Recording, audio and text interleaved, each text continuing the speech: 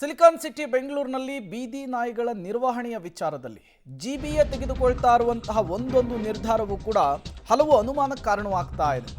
ನೋಡಿ, ಈಗ ದತ್ತು ಕೊಡೋದಕ್ಕೆ ಜಿಬಿಎ ಮುಂದಾಗ್ತಾ ಇದೆ. ಬೀದಿ ನಾಯಿಗಳನ್ನು ದತ್ತು ಪಡೆಯಲು ಪ್ರಾಣಿ ಪ್ರಿಯರಿಗೆ ಜಿಬಿಎಯಿಂದ ಸುವರ್ಣ ಅವಕಾಶ. ನಗರ ವ್ಯಾಪ್ತಿಯಲ್ಲಿನ ಬೀದಿ ನಾಯಿಯನ್ನ ದತ್ತು ಪಡೆದು ಸಾಕೋದಕ್ಕೆ ಯೋಜನೆಯನ್ನು ರೂಪಿಸಿದ್ದಾರಂತೆ. ಮಾನವೀಯತೆಯ ದೃಷ್ಟಿಯಿಂದ ಬೀದಿ ನಾಯಿ ಸಾಕೋದಕ್ಕೆ ಅವಕಾಶವನ್ನು ಕಲ್ಪಿಸಿಕೊಡ್ತಿದ್ದಾರಂತೆ. ಸಾರ್ವಜನಿಕರು, ಸಂಘ ಸಂಸ್ಥೆಗಳು, ಅಪಾರ್ಟ್ಮೆಂಟ್ನ ನಿವಾಸಿಗಳು, ಸ್ವಯಂ ಸೇವಾ ಸಂಸ್ಥೆಗಳು ಬೀದಿ ನಾಯಿಗಳನ್ನು ದತ್ತು ಪಡೆಯುವುದಕ್ಕೆ ಅವಕಾಶವನ್ನು ಕಲ್ಪಿಸಿಕೊಡ್ತಾ ಇದ್ದಾರೆ. ಬಟ್ ಬೀದಿ ನಾಯಿಗಳ ನಿರ್ವಹಣೆಗಾಗಿಯೇ ಕೋಟಿ ಕೋಟಿ ರೂಪಾಯಿ ಅನುದಾನವನ್ನು ತೆಗೆದುಕೊಳ್ತಾರಲ್ಲ, ಅನುದಾನ ತೆಗೆದುಕೊಂಡು ಕೂಡ ಬೇರೆಯವರಿಗೆ ನಿರ್ವಹಣೆ ಕೊಡೋದು ಯಾಕೆ ಅನ್ನೋದು ಈಗಿರುವಂತಹ ಪ್ರಶ್ನೆ. ಈ ಹಿಂದೆ ಇದೇ ಬೀದಿ ನಾಯಿಗಳಿಗೆ ಎಗ್ ರೈಸು, ಬಿರಿಯಾನಿ ಹಾಕುವಂತಹ ವಿಚಾರ ಕೂಡ ಜೋರು ಚರ್ಚೆ ಆಗಿತ್ತು.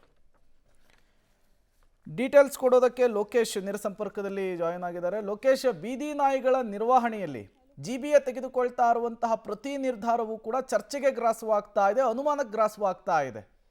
ಈ ಪ್ರಾಣಿ ಪ್ರಿಯರಿಗೆ ಈಗ ಬೀದಿ ನಾಯಿಗಳನ್ನು ದತ್ತು ಕೊಡೋದಕ್ಕೂ ಮುಂದಾಗಿರೋ ಹಿಂದೆ ಜಿಬಿಎ ಏನು ಲೆಕ್ಕಾಚಾರ ಹಾಕ್ಕೊಂಡಿದೆ ಅಂತ ಹೇಳಿ ಲೋಕೇಶ್?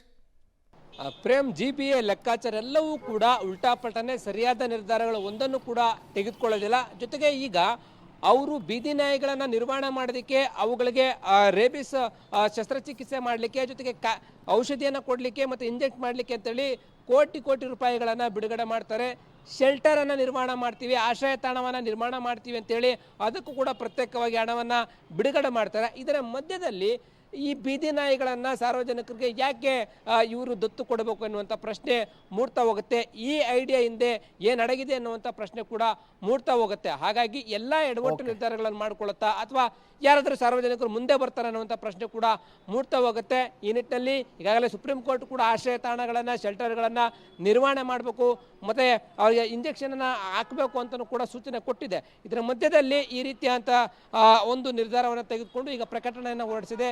ಯಾರಾದರೂ ಮುಂದೆ ಬರ್ತಾರಾ ಬೀದಿ ನಾಯಿಗಳನ್ನು ದತ್ತು ತೆಗೆದುಕೊಳ್ಳೋದಕ್ಕೆ ಅನ್ನೋದನ್ನು ಕಾದು ನೋಡಬೇಕಾಗಿದೆ. ಈ ನಿರ್ಧಾರದ ಬಗ್ಗೆ ಏನೆಲ್ಲ ಪ್ರತಿಕ್ರಿಯೆಗಳು ವ್ಯಕ್ತ ಆಗುತ್ತೆ ಅನ್ನುವಂಥದ್ದು ಬಹುಮುಖ್ಯ ಆಗಿರುವಂಥದ್ದು. ಪ್ರೇಮ್, ಥ್ಯಾಂಕ್ ಯು ಲೋಕೇಶ್ ತಮ್ಮೆಲ್ಲ ಮಾಹಿತಿಗಾಗಿ.